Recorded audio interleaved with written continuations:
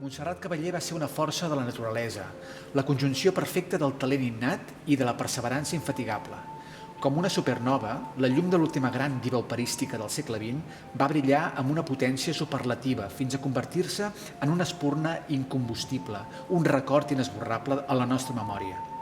Nascuda al barri de Gràcia de Barcelona l'any 1933, el seu interès per la música va despertar ja a la infantesa.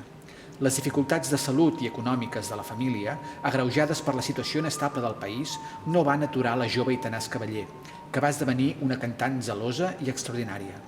La família Bertran va ser mecenes de la jove estudiant, amb la condició que, en el cas de convertir-se en una gran soprano, no oblidés mai els seus orígens al Gran Teatre del Liceu. La carrera de Montserrat Caballé va ser una cursa d'obstacles, però, amb la diligència i la passió que li eren característiques, va obtenir el reconeixement i l'èxit merescuts i va compartir-los sempre amb la seva ciutat natal.